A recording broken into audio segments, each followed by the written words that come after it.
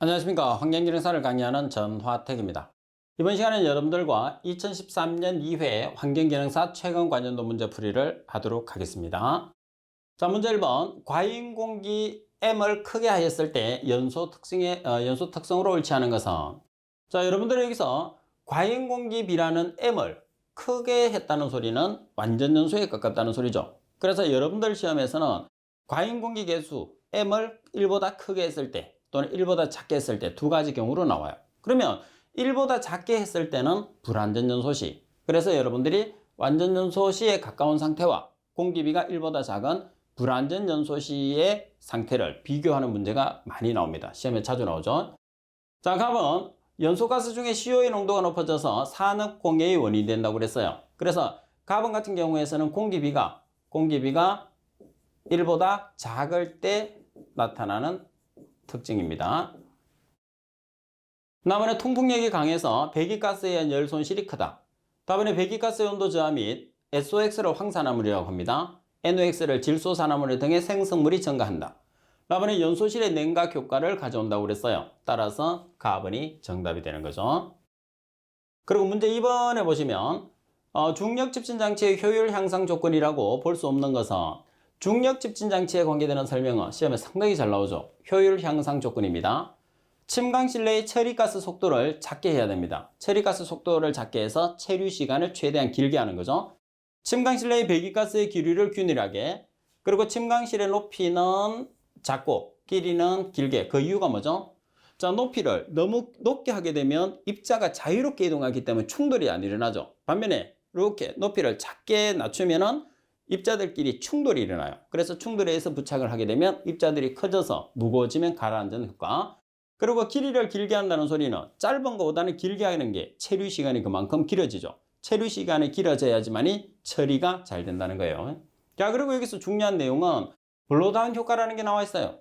블로다운 효과라는 것은 어떤 장치에서 일어나는 거죠? 원심력 집진 장치에서 일어나는 거예요. 자, 원심력 집진 장치의 가장 대표적인 장치가 사이클론이죠. 자, 따라서 설명이 잘못된 것을 찾으시오. 이렇게 문제가 나왔으니까 라번이 정답입니다. 라번은 원심력 집진 장치에 대한 설명이 되는 거죠. 그리고 3번 문제를 보시게 되면 측정하고자 하는 입자가 동일한 침강 속도를 가지며 밀도가 1g/cm의 삼성이 구형 입자로 정의되는 입경은, 자, 지금 문제에서 가장 핵심은 밀도가 1g/cm의 삼성이 된다는 게 가장 포인트입니다. 그래서 무조건 모든 입자에 대해서 1g/cm의 삼성으로 동일한 밀도를 적용하는 직경은 공기역학적 직경 하나밖에 없습니다. 그래서 3번이 공기역학적 직경이 정답이 됩니다. 그리고 4번 문제 보시면 다음 중에서 압력 손실이 가장 큰 집진 장치는, 여러분들 여기서 두 가지로 꼭 기억을 해야 됩니다. 압력 손실이 가장 작은 집진 장치를 물을 수도 있고 압력 손실이 가장 큰 집진 장치를 물을 수도 있어요. 그래서 여러분들 시험에서는 중력 집진 장치하고 벤츄리 스크래버는 특히 시험에 잘 나오는 거죠. 가장 작은 것을 찾으시오. 이렇게 문제가 나오면 뭐가 정답이 되느냐면 중력이 되죠. 반면에 가장 큰 것을 찾으시오. 이렇게 문제가 나오면 벤츄리 스크래버가 정답이에요. 그래서 지금 중력 집진 장치는 보시다시피 5에서 15mmH2 또는 10에서 15mmH2로 가장 작습니다. 압력 손실이. 자, 그리고 벤츄리 스크래버 같은 경우에서는 300에서 800mmH2로 압력 손실이 가장 크죠. 자, 따라서 가장 큰 것을 찾으시오 그랬으니까 벤츄리 스크래버가 정답이 되고, 자, 벤츄리 스크래버 같은 경우에서는 여기서 압력 손실이 가장 크다는 거, 이거 외에도 또 두 가지를 더 기억해 놔야 되겠죠. 단면의 변화가 생기는 장치이기 때문에 여러분들 목부의 속도가 가장 빠르죠. 얼마로? 60에서 90m/s로 목부의 속도가 가장 빨라요. 자, 그 다음에 우리가 액적, 뿌려주는 물의 크기를 액적이라고 그러죠. 액적과 입자의 충돌 효율은 150대 1이 가장 적절하다는 거, 세 가지를 같이 꼭 기억을 하도록 하십시오. 자, 그리고 5번 문제로 가시면은 런던 서머그와 로스앤젤레스 서머그에 대한 비교로 옳지 않은 것을 찾으시오 그랬어요. 자, 런던 서머그와 한번 비교를 해보겠습니다. 발생 시의 기온은 런던 같은 경우에서는 발생을 겨울에 했죠. 반면에 LA 같은 경우에서는 여름입니다. 두 가지를 먼저 기초를 두고 설명을 하시면 돼요. 발생 기온은 4도씨야. 겨울이니까 맞습니다. 로스앤젤레스는 여름이니까 24에서 32도씨 맞죠? 그 다음 발생 시 습도는 우리나라하고 습도를 비교를 하시면 안 됩니다. 그래서 런던이나 LA 같은 경우에서는 우리나라와 습도가 반대예요. 우리나라는 겨울에 습도가 낮지만은 두 나라는 습도가 상당히 높죠. 여름에는 우리나라는 습도가 낮지만은 이 두 나라는 습도가 낮아요. 자, 따라서 발생 시 습도는 85% 이상으로 런던은 상당히 높고 로스앤젤레스는 70% 이하로 상당히 낮죠. 그리고 발생 시간은 런던 같은 경우에서는 겨울, 주로 아침에 발생을 합니다. 반면 로스앤젤레스는 광학 스모그가 되니까 한낮에 발생하죠. 그리고 발생한 달을 기준하면 런던은 겨울이니까 주로 12월에서 1월, 로스앤젤레스는 여름이니까 7월에서 9월. 그래서 반대가 된 설명은 라번이에요. 자, 이거하고 더불어서 두 가지 정도만 여러분들이 더 기억을 한다면 런던 스모그는 환원입니다. 환원 반응. 그리고 로스앤젤레스는 산화 반응. 자, 그리고 런던 스모그 같은 경우에서는 복사승력전. 복사승력전이 다른 말로 방사승력전이죠. 자, 그리고 로스앤젤레스 같은 경우에서는 침강승력전. 이 정도는 여러분들이 비교를 해주시면 돼요. 상당히 시험에서 자주 나오는 문제죠. 자, 그리고 6번의 합착법에 관한 설명 중에서 옳지 않은 것은, 합착법이라는 것은 여러분들 물리적 합착과 화학적 합착을 비교를 해 주셔야 됩니다. 그러면 물리적 합착은 반데르발스 합착이라고도 한다. 다음에 물리적 합착은 낮은 온도에서 합착량이 많다고 그래요. 다음에 화학적인 합착인 경우에 합착 과정이 주로 가역적이며 합착제의 재생이 용이하다고 그랬죠. 다음에 대한 설명은 화학적인 합착이 아니라 물리적인 합착이 됩니다. 라번 합착제는 단위 질량당 표면적이 큰 것이 좋다. 그래서 전체적인 내용으로 봤을 때 물리적인 합착을 우리가 전반적으로 많이 설명한다고 보시면 됩니다. 4번이 정답. 그리고 7번 문제 보시게 되면 다음 연료 중에서 탄수 소비가 가장 작은 연료는 주로 탄소와 수소와 불순물로 구성되어 있거든요. 그래서 기체 연료일수록 탄소와 수소로 구성되어 있고 고체 연료로 갈수록 탄소, 수소와 불순물이 많아요. 그래서 탄수 소비라는 것은 연료를 구성하는 탄소와 수소의 비를 이야기를 하는 거죠. 그래서 탄수 소비가 가장 작은 것은 좋은 연료예요. 탄수 소비가 큰 것은 좋지 않은 연료예요. 그래서 여러분들이 지금 보기 중에서는 액체 연료가 서술이 되어 있거든요. 그래서 액체 연료 중에서 가장 우수한 연료가 휘발유죠. 액체 연료 중에서 가장 좀 저질의 연료가 중류예요. 자, 따라서 탄수 소비가 작은 거는 휘발유, 탄수 소비가 큰 것을 찾아라 그러면 중류가 되는 거예요. 그래서 가장 작은 연료를 찾아라고 그랬으니까 휘발유가 정답이 되는 거죠. 그리고 시험에서는 액체 연료를 서술을 한 다음에 탄수 소비가 가장 큰 것을 찾으시오 그러면 탄수 소비가 가장 크다는 소리는 탄소가 많고 불순물이 많기 때문에 수소가 상대적으로 적은 거예요. 그래서 가장 작은 거는 휘발유, 가장 큰 것은 중류가 됩니다. 그리고 8번에 보면 여과 집진 장치에 사용되는 다음 여포 재료 중에서 가장 높은 온도에서 사용이 가능한 것은 여과 집진 장치라는 것은 여포를 이용해서 우리가 처리하잖아요. 그죠? 그래서 배출되는 가스의 온도에 상당히 민감한 영향을 받게 됩니다. 자, 따라서 가장 높은 온도라고 하면 보통 250도씨를 이야기를 해요. 그리고 우리나라 같은 경우에서는 산성의 물질이 많이 황산화물이 많이 나오니까 내산성, 산성에 강한 재질이 좋아요. 따라서 이 두 개를 만족하는 장치가 글라스 화이버. 글라스 화이버가 유리 섬유가 되거든요. 자, 따라서 정답은 라번이 되겠죠. 그리고 9번 문제를 보시게 되면 탄소가시 8kg이 완전 연소하는데 필요한 이론 공기량을 계산을 하시오. 이렇게 문제가 나와 있어요. 그러면 먼저 탄소라는 거는 C죠. 완전 연소를 하는 것은 O2. 그래서 CO2가 만들어지는 게 완전 연소예요. 그러면 먼저 탄소가 18kg이니까 탄소의 분자량. 탄소는 분자량과 원자량이 같은 물질이에요. 12kg. 그리고 공기량을 S미터의 삼성이라는 최적으로 계산하라고 나왔으니까 여러분들이 산소량을 최적으로 계산하면 되겠죠. 그런 다음에 산소량을 공기량으로 전환시키기 위해서 공기 중에 차지하는 산소의 최적비 0.21로 나눠주시면 됩니다. 자, 따라서 여러분들 탄소가 18kg으로 나와 있으니까 탄소의 분자량일 때 산소는 최적으로 22.4S m²/3이에요. 자, 그러면 18kg일 때 산소는 얼마인가? 산소를 계산하니까 33.6S m²/3이 나왔죠. 말씀드린 것처럼 이론 공기량을 최적으로 계산했을 때는 산소를 최적으로 계산한 다음에 공기 중에 차지하는 산소의 최적비 0.21로 나눠주시면 돼요. 자, 그래서 계산을 하니까 160S m²/3이라는 값이 나오게 됩니다. 그리고 10번에 보면 다음 중에서 연소 시에 질소산화물의 저감 방법으로 가장 거리가 먼 것은 반드시 시험에 나올 정도로 아주 출조 빈도가 높아요. 자, 그럼 여러분들 질소산화물이 NOx라는 질소산화물이 주로 NO와 NO2인데 발생 조건을 찾아보는 거죠. 발생 조건이 역으로 나타내면 저감법이 되니까 질소산화물 같은 경우에서는 어떤 조건에서 많이 발생하죠? 완전 연소 조건에서 많이 발생하죠. 따라서 완전 연소라는 것은 고온 연소입니다. 그리고 과잉 공기량 증가. 그래서 과잉 공기량이 많이 들어가든지 아니면은 고온 연소를 하게 되면 질소산화물이 많이 나오는 조건이 됐어요.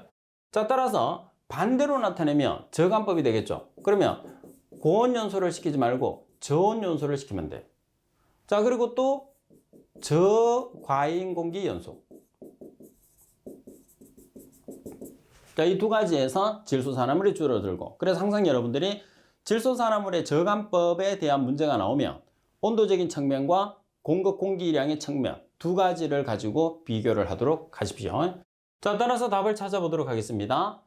온도적인 측면을 보면 라번의 연소 부분 냉각 맞습니다. 냉각이기 때문에. 공기적인 측면을 보면 답안에 과잉 공기량 증대라고 나와 있어요. 그래서 과잉 공기량을 증대하게 되면 질소산화물이 많이 발생하는 조건이 되니까 정답이 되겠죠. 그리고 11번 문제에 보시면 상온에서 무색 투명하며, 우리가 상온이라고 하면 15에서 25도씨를 상온이라고 합니다. 상온에서 무색 투명하며 일반적으로 불쾌한 자극성 냄새를 내는 액체이며 끓는 점이 46.45도씨, 인하점은 마이너스 30도씨인 것은, 자, 여기서 가장 핵심은 인하점이 마이너스 30도씨가 가장 핵심이에요. 그래서 인하점이라는 것은 저마온이 있는 상태에서 불이 붙는 온도죠. 그래서 인하점이 나타나는 소리는 그만큼 위험하다는 소리가 됩니다. 인하점이 마이너스 30도인 것은 CS2라는 이황화탄소에 대한 설명이 되니까 라번이 정답이 됩니다.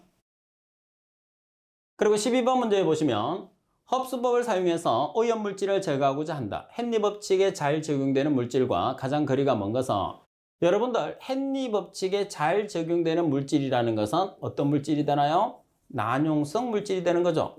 자, 여기서 난용성 물질이라는 것은 물에 잘 녹지 않는 물질. 따라서 카본의 NO2 물에 잘 녹지 않습니다. 다음에 CO 일산화탄소 물에 잘 녹지 않죠.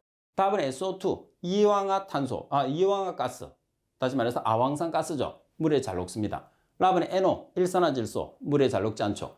따라서 헨리 법칙이 적용받지 않는 물질은 물에 잘 녹는 아황산 가스, 나머지는 물에 잘 녹지 않기 때문에 여러분 헨리 법칙의 적용을 잘 받게 됩니다. 자, 그 다음에 13번 문제를 보시게 되면 SO2가 아황산 가스입니다. SO2의 일일 평균 농도가 0도씨 1atm에서 100마이크로그램/m의 삼성이다. ppm으로 환산하면 얼마인가 이렇게 나왔어요. 그러면 아황산 SO2라는 것은, 여러분들 SO2라는 것은 가스 상태이기 때문에 ppm의 단위가 ml/s/m의 삼성이 됩니다. 그래서 수질 오염물질과 대기 오염물질의 ppm 단위는 서로 다릅니다. 그래서 여러분들이 지금 주어지고 있는 조건 마이크로그램/m의 삼성의 단위를 ml/s/m의 삼성으로 환산하는 뜻이에요. 그래서 꼭 기억을 해야 되는 부분이 ppm은 ml/s/m의 삼성인데, 이렇게 단위를 바꾸기 위해서는 SO2 1몰을 기준으로 했을 때 64mg과 22.4ml라는 것을 꼭 기억을 해야 되겠죠. 이 두 가지를 조합해서 단위를 바꾸는 거니까. 자, 그러면 100마이크로그램/s의 삼성. 그럼 먼저 s의 삼성, s의 삼성은 동일하니까 마이크로그램을 밀리리터로 고치면 돼요. 근데 마이크로그램을 밀리리터로 못 고치죠. 왜? 미리그램과 밀리리터가 한 쌍이니까. 따라서 마이크로그램을 밀리그램으로 고쳐요. 그러면 마이크로그램보다는 밀리그램이 10의 삼성 큰 단위입니다. 그래서 1mg은 10의 삼성 마이크로그램. 그래서 나타내는 단위는 밀리그램이 나왔어요. 그러면 1몰을 기준했을 때 64mg과 22.4ml를 곱하면 ml가 되는 거죠. 그래서 mg이 위에 있으니까 분자량 64mg을 아래쪽에 그리고 22.4ml를 위쪽에 그러면 나머지 단위를 환산하면 ml/s/m의 삼성이 나옵니다. 자, 그래서 계산을 했을 때는 여러분들 갈로를 치고 100 곱하기 1 곱하기 22.4 갈로 닫고 그리고 나누기 여러분들 갈로 치고 10의 삼성 곱하기 64 갈로 닫고 이렇게 해서 계산해 주시면 돼요. 아니면 이렇게 계산해서 다 곱하면 되죠. 그래서 이렇게 나오는 부호는 나누기를 나타내는 거고 이렇게 나타내는 거는 곱하기를 나타내는 부호입니다. 자, 따라서 값을 계산하면 0.035ml/s의 삼성 다시 말해서 ppm이 되니까 정답은 가번이 정답이 되겠죠.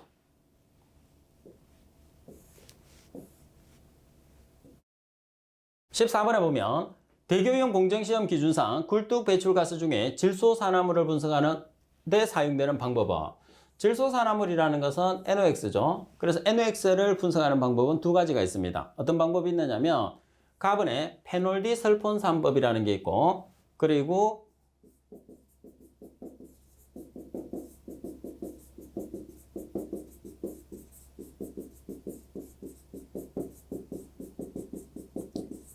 방법이 상당히 길죠. 아연을 환원제로 사용한다고 해서 아연화는 납들에틸렌 디아민법이라는 게 있어요. 그래서 두 가지로 우리가 질소산화물을 분석하게 됩니다. 자, 따라서 14번의 정답은 가번이 되겠죠. 그리고 15번에 보면 흡수장치의 흡수액이 갖추어야 할 조건으로 옳지 않은 것은 상당히 중요합니다. 자, 흡수액에서 여러분들이 반드시 기억을 해 두셔야 된다고 제가 강조했던 게 세 가지죠. 자, 용해도는 물에 녹는 성질, 용해도는 커야 합니다. 그래서 용해도가 커야 합니다. 그리고 점성은 끈적끈적한 성질, 저항이에요. 작아야 합니다. 그리고 휘발성은 용매가 가지고 있는 고유한 성질이에요. 그래서 휘발성이 크다는 것은 빨리 날아간다는 소리니까 용매로서 오래가 사용을 못하죠. 그래서 휘발성은 작아야 합니다. 그리고 화학적으로는 안정해야 된다는 거. 그래서 잘못 설명된 말은 가번이 정답. 그리고 16번 문제를 보시게 되면 A 침전지에서 6000m의 삼성포대의 하수를 처리한다. 유입수의 SS가 150mg/L, 유출수의 SS 농도가 90mg/L라면 침전지 SS의 제거 효율을 나타내시오 그랬어요. 그럼 여러분들 침전지 SS를 제거하는 곳이 침전지라고 되어 있습니다. 그러면 침전지를 기준으로 했을 때 침전지로 들어오는 유입수의 SSI를 우리가 이제 유입수의 SS를 SSI라고 하면 150mg/L입니다. 자, 그리고 침전지에서 제거되고 유출되는 SS가 90mg/L예요. 그럼 침전지에서 제거된 SS는 얼마일까요? 제거된 SS는 150-90이 제거됐겠죠. 그래서 제거된 값을 퍼센트로 나타내시오 그랬으니까 처음에 제거된 값, 처음의 값, 처음이 150, 항상 150을 기준하는 거죠. 그죠? 그래서 150을 한 번 더 나눠줘서 곱하기 100을 하면 퍼센트로 계산이 되는 거예요. 그래서 공식을 이용하기에 편한 사람은 공식을 이용하고 그리고 제 설명이 편한 사람은 제 설명대로 하시면 돼요. 그래서 정답을 계산하면 40%라는 값이 나오게 되겠죠. 중요한 문제입니다. 그리고 17번 문제를 보시게 되면 4도씨에서 순수한 물의 밀도가 1g/ml 이때 물 1리터에 해당하는 질량은 자, 여러분들 이 문제는 상당히 간단하죠. 여러분들 지금 1g/ml가 주어졌는데 정답의 단위는 g만 나와 있어요.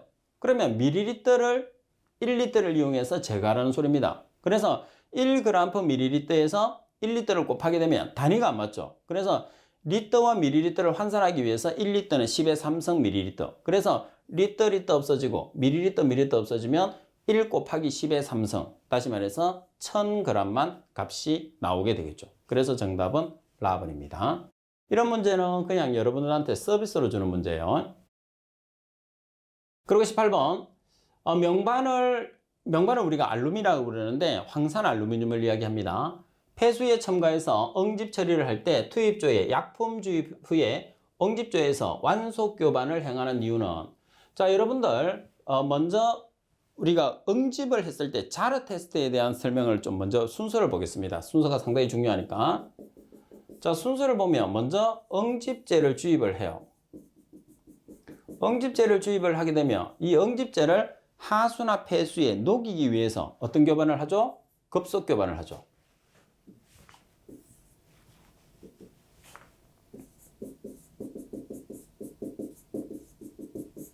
자, 그런 다음에 그 큰 플러그로 큰 입자로 우리가 제거를 뭉쳐야지 무거워서 가라앉죠. 그래서 큰 플러그로 형성하는 것을 완속 교반이라고 해요. 자, 이게 응집제를 주입했을 때 나타나는 순서죠. 따라서 완속 교반을 하는 이유는 우리가 플러그를 입자라고 합니다. 큰 입자로 뭉쳐서 우리가 무겁게 만든 다음에 가라앉히기 위해서 완속 교반을 하는 거예요. 따라서 완속 교반의 역할은 형성되는 플러그를 가능한 뭉쳐서 밀도를 키우기 위해서다. 이게 정답이 되는 거죠. 답은이 정답. 그리고 19번 문제 보면 다음 중에서 물의 순환 속도가 가장 느린 것은, 여러분들 순환 속도라는 것은 분해되고 재생되고 분해되고 재생되고라는 거죠. 그래서 순환 속도가 가장 느리다는 것은 분해가 되지 않는다는 뜻이겠죠. 따라서 어떤 물질에 대한 설명이냐면 무기물에 대한 설명이 됩니다. 그래서 가번의 망간, 나번의 탄소, 다번의 수소, 라번의 산소, 유기물의 주성분이 CHO죠. 그래서 망간은 Mn, 탄소는 C, 수소는 H, 산소는 O가 되니까 무기물은 가번의 망간이 정답이 되는 거예요. 그리고 20번에 보면 다음 폐수 처리 공정 중에서 고액 분리 방법과 가장 거리가 먼 것은, 고액 분리 방법이 상당히 시험에 잘 나옵니다. 그죠? 자, 고액 분리라는 것은 뭐를 고액 분리라고 그러죠? 고체와 액체를 분리하는 것을 고액 분리라고 그래요. 자, 떠나서 가번의 부상 분리법, 다번의 스크리닝, 라번의 원심 분리법은 고액 분리에 해당하는데, 나번의 전기 투석법 같은 경우에서는 어떤 방법에 해당하죠? 전기 투석 방법이라는 것은 해수를 담수화를 시키는 방법이 됩니다. 그래서 정답은 나번이 되겠죠. 그리고 21번 다음 중에서 육가 크롬 함유 폐수를 처리하기 위해서 가장 적합한 것은, 자, 먼저 여러분들이 육가 크롬에 대해서 알아놔야 되는 것은 뭐죠? 자, 우리가 처리를 했을 때 육가 크롬을 삼가 크롬으로 만들기 위해서 어떤 물질을 주입을 해줘야 되나요? 환원제를 주입을 해야 되죠. 그래서 Na2 등을 비롯한 환원제의 종류를 반드시 기억을 해야 됩니다. 자, 그리고 두 번째 여러분들, 우리가 육가 크롬을 처리하는 순서는 보시다시피 환원을 시켰어요. 환원제를 주입을 해서. 그죠? 자, 그런 다음에 중화를 시켜야 하고, 그리고 침전을 시켜서 처리합니다. 그 방법의 이름이 뭐죠? 환원제를 사용한다고 해서 환원 침전법이 되는 거죠. 꼭 기억을 해야 됩니다. 자, 떠나서 환원 침전법이 정답이 되니까 나번이 정답이 되는 거예요. 그리고 22번 문제를 보시게 되면 폐수 중에 오염물질을 제거했을 때 부상이 침전보다 좋은 점을 설명한 것으로 적합한 것은, 자, 그러면 우리가 오염물질, 수질 오염물질을 처리하는 방법은 거의 두 가지입니다. 부상을 시키든지 침전을 시키든지. 주로 침전이죠. 왜? 자, 우리가 물속에 있는 오염물질을 처리하니까 물을 기준으로 해서 물보다 무거운 물질은 밀도가 크다고 그러고 물보다 가벼운 물질은 밀도가 작다고 그래요. 그래서 물보다 무거운 물질은 침전을 시켜서 처리하고 물보다 밀도가 작은 물질은 가볍기 때문에 부상을 시켜서 처리하는 거죠. 그래서 보기 중에서 보면 가번의 침전 속도가 느린 작거나 가벼운 입자를 짧은 시간 내에 분리할 수 있다고 그랬어요. 그래서 침전 속도가 느리거나 작고 가벼운 물질은 잘 가라앉지 않죠. 그래서 가라앉지 않는 물질들은 가라앉히기보다는 부상을 시켜서 처리하는 게 더 현실적이라는 소리입니다. 따라서 정답은 가번이 정답이 되겠죠. 그리고 23번 문제를 보시게 되면 함수율이 98%의 설러지를 농축해서 함수율이 94%의 농축 설러지를 얻었다. 이때 설러지의 용적은 어떻게 변하느냐? 자, 지금 농축을 시켰어요. 농축을 시키는 것은 수분을 제거하는 것을 농축한다고 그러죠. 그래서 농축 전의 함수율이 98%니까 P1, 농축 후의 함수율이 94%니까 P2가 되죠. 그러면 우리가 농축 전후를 이용을 해서 처리하는 설러지의 공식을 보면 V1 곱하기 100-P1은 V2 곱하기 100-P2예요. 이 시간 여러분들이 W1 곱하기 100-P1은 W2 곱하기 100-P2와 같은 식이에요. 단지 W라는 중량, V라는 부피를 사용했을 뿐입니다. 그럼 여러분들은 굳이 그 두 가지를 구별할 필요 있느냐? 없어요. 자, 따라서 P1 자리에 98%, P2 자리에 P1 자리에 98%, P2 자리에 94%를 대입을 했어요. 그런 다음에 V1 나누기 V2, 우리가 값을 계산을 했을 때 V1 나누기 V2로 계산을 하는데, 지금 여러분들이 문제 조건에서 보시게 되면 그 V2라는 값이 V1에 비해서 얼마의 값을 나타내느냐, 이렇게 문제를 풀이를 하거든요. 그러면 지금 값 자체를 여러분들이 식을 표현을 하게 되면 어떤 식으로 이 식을 표현을 할 수가 있어요? V1분의 V2를 여러분들이 표현을 하는데, 대각수로 나타냈을 때 V1이 아래쪽에 있으니까 100-P1이 위쪽으로 가는 거예요.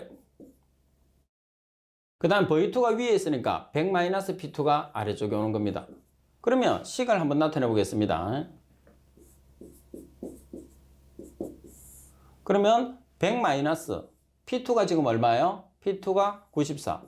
100-P1이 얼마죠? 98. 그래서 여러분들이 계산을 해주시면 얼마가 나오죠? 100-98은 2가 나오고 100-94는 6이 나와요. 그래서 약분을 하게 되면 2로 약분하면 1이 되고 3이 되죠. 그래서 3분의 1이라는 값이 나오게 되죠. 따라서 정답은 나번입니다. 그래서 비교를 했을 때 용적의 변화라는 것은 V2가 V1에 비해서 얼마라는 값이 나오느냐, 그런 뜻이 됩니다. 자, 따라서 3분의 1이라는 값이 나오니까 나번이 정답이에요. 그리고 24번 문제를 보시게 되면 A 공장의 BOD 배출량이 400 이내 인구당량에 해당한다. A 공장의 폐수량이 200m의 삼성포대일 때 이 공장 폐수의 BOD를 mg/L로 나타내면 그랬어요. 자, 하루에 한 사람이 배출되는 BOD는 50g이라고 되어 있습니다. 자, 따라서 우리가 지금 값을 계산을 하는 과정에서 먼저 BOD 총량을 g/day로 나타냅니다. 자, 그 이유는 우리가 BOD의 농도를 계산을 하는데 BOD의 농도가 mg/L로 계산을 해요. 그러면 mg/L라는 것은 g/m의 삼성하고 같은 값이거든요. 따라서 BOD 총량을 g/day로 고치고 폐수량을 나눠주시면 g/m의 삼성이라는 값이 나와요. 따라서 mg/L가 바로 나온다는 거죠. 그러면 우리가 BOD 총량을 g/day로 고칠 때는 BOD 인구당량, BOD는 50g/인일이에요. 따라서 50g/인일에 인구수 400인을 곱합니다. 그러면 BOD의 총량이 2만 g/day라는 값이 나오죠. 폐수량은 얼마예요? 200m의 삼성포데이. 자, 그래서 지금 총량이라는 값을 2만 g/day에서 그 폐수량 200m의 삼성포데이를 나눠줬어요. 그러니까 100g/m의 삼성. g/m의 삼성이라는 것은 mg/m의 삼성하고 동일하니까 100이라는 값이 나오게 되는 거죠. 그러니까 항상 여러분들이 농도라는 것은 총량 곱하기 폐수량.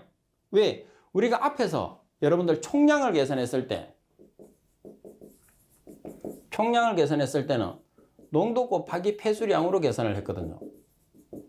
그러니까 농도를 계산을 하시오 그러면 역으로 총량에서 폐수량을 나눠주면 된다는 뜻입니다.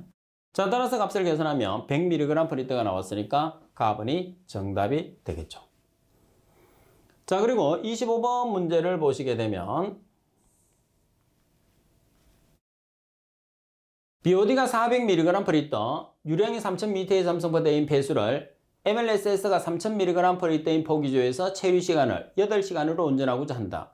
이때 FMB는 얼마인가 이렇게 나왔어요. 그러면 먼저 FMB에 대해서 설명을 하겠습니다. FMB를 여러분들이 계산했을 때는 F라는 게 푸드, 먹이입니다. 먹이. 그래서 먹이 나누기 M이라는 것은 MLSS, 미생물이에요. 그럼 식을 표기를 했을 때 먹이가 BOD거든요. 그리고 미생물이 MLSS예요. 그럼 BOD하고 한 쌍은 Q, MLSS가 한 쌍은 최적 V가 되는 거죠.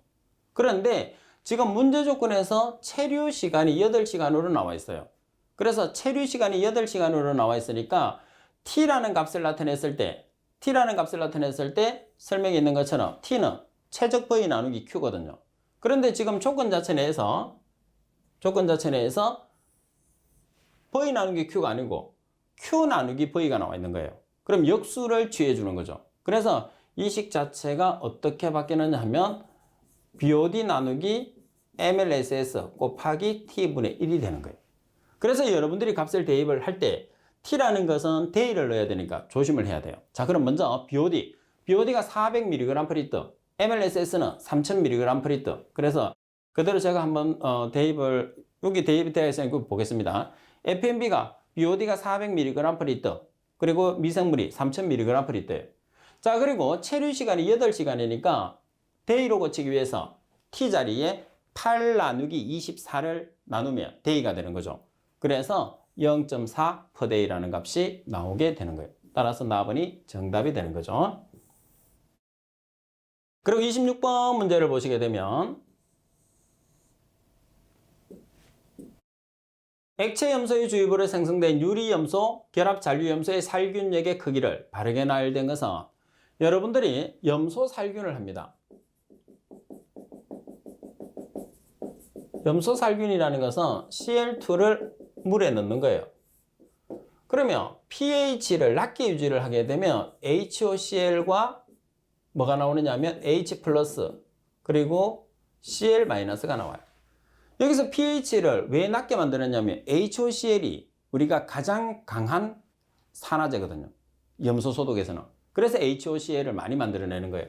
자, 보면 여기에서 HOCl에서 pH를 높여요. 그러면 OCl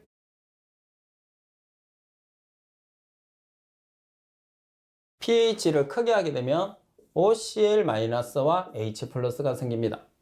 그래서 가장 우리가 그 염소 소독에서는 pH가 낮으면 낮을수록 살균력이 뛰어나거든요. 그래서 HOCl 같은 경우에서는 pH가 4부근에서 가장 많은 양이 발생을 하고 OCl- 같은 경우에서는 pH가 11부근에서 가장 많이 발생하기 때문에 순서를 보면 HOCl과 OCl 사이에는 HOCl이 훨씬 커요. 그래서 몇 배 정도가 크냐면 80배 이상이 살균력이 강해져요. 자, 반면에 물속에 HOCl이 존재하고 NH3라는 암모니아가 존재하게 되면 클로라민이라는 물질이 생성되거든요. 그래서 그때 생성되는 클로라민의 살균력은 가장 작은 값이 돼요. 그래서